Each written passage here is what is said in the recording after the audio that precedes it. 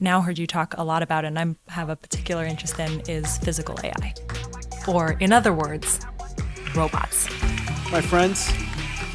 Meaning humanoid robots, but also robots like self-driving cars and smart buildings or autonomous warehouses or autonomous lawnmowers or more. From what I understand, we might be about to see a huge leap in what all of these robots are capable of, because we're changing how we train them. Up until recently, you've either had to train your robot in the real world, where it could get damaged or wear down, or you could get data from fairly limited sources like humans in motion capture suits. But that means that robots aren't getting as many examples as they'd need to learn more quickly. But now, we're starting to train robots in digital worlds, which means way more repetitions a day, way more conditions, learning way faster. So we could be in a big bang moment for robots right now. And NVIDIA is building tools to make that happen. You have Omniverse, and my understanding is this is train robotic systems so that they don't need to train in the physical world.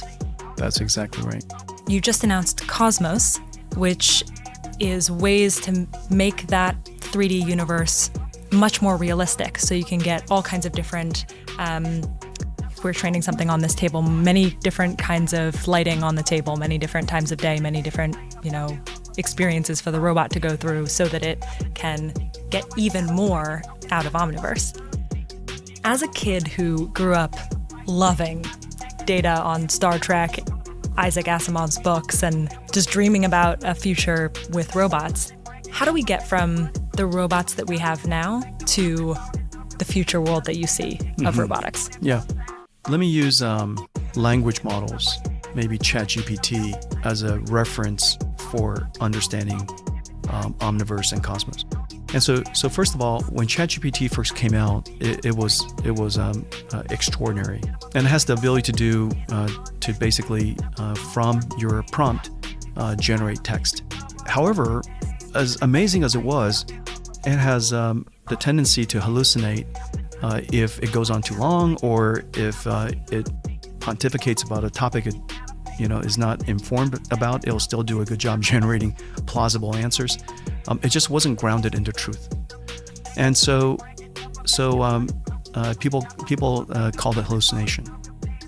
And so the next generation, shortly, it had the ability to be conditioned by context. So you could upload your PDF, and now it's grounded by the PDF. The PDF becomes the ground truth. It could actually look up search, and then the search becomes its ground truth. And between that, it could reason about how to produce the answer that you're asking for. And so the first part is a generative AI, and the second part is ground truth. Okay, and so now let's come into the physical world, the world model. We need a foundation model, just like we need ChatGPT had a core foundation model. That was the breakthrough. In order for robotics to be smart about the physical world, it has to understand things like gravity, friction, inertia, geometric and spatial awareness. It has to understand that an object is sitting there even when I looked away. When I come back, it's still sitting there, object permanence. It has to understand cause and effect. If I tip it, it'll fall over. And so these kind of physical common sense, if you will, has to be captured or encoded into a world foundation model so that the AI has world common sense. Okay? And so somebody has to go create that, and that's what we did with Cosmos. We created a world language model. Just like ChatGPT was a language model, this is a world model. The second thing we have to go do is we have to do the same thing that we did with PDFs and context and grounding it with ground truth. And so the way we augment Cosmos with ground truth is with physical simulations. Because Omniverse uses physics simulation, which is based on principled solvers. The mathematics is Newtonian physics. It's the math we know. Okay, all of the fundamental laws of physics we've understood for a very long time, and it's encoded into captured into Omniverse. That's why Omniverse is a simulator. And using the simulator to ground or to condition Cosmos, we can now generate an infinite number of stories of the future, and they're grounded on physical truth. Just like between PDF or search plus ChatGPT, we can generate an infinite amount of interesting things, answer a whole bunch of interesting questions. The combination of Omniverse plus Cosmos, you could do that for the physical world.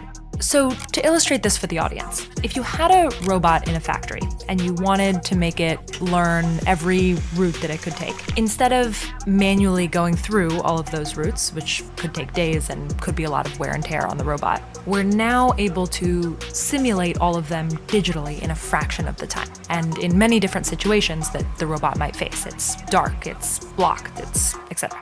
So the robot is now learning much, much faster. It seems to me like the future might look very different than today. If you play this out 10 years, how do you see people actually interacting with this technology in the near future? Cleo, everything that moves will be robotic someday, and it will be soon. You know, the idea that we'll be pushing around a lawnmower is already kind of silly. You know, maybe people do it because it's fun, but there's no need to. And every car is going to be robotic. Humanoid robots, the technology necessary to make it possible is just around the corner. And so everything that moves will be robotic. And they'll learn how to be a robot in Omniverse Cosmos, and will generate all these physically plausible futures, and the robots will learn from them, and then they'll come into the physical world, and it's exactly the same. A future where you're just surrounded by robots is for certain, and I'm just excited about having my own R2-D2. And of course, R2-D2 wouldn't be quite the can that it is and roll around. It'll be R2-D2. Yeah, it'll probably be a different physical embodiment, but it's always R2. So my R2 is going to go around with me. Sometimes it's in my smart glasses, sometimes it's in my phone, sometimes it's in my PC, it's in my car. So R2 is with me all the time, including, when I get home, where I left a physical version of R2, and, whatever that version happens to be, we'll interact with R2. And so I think the idea that we'll have our own R2-D2 for our entire life, and it grows up with us, that's a certainty now.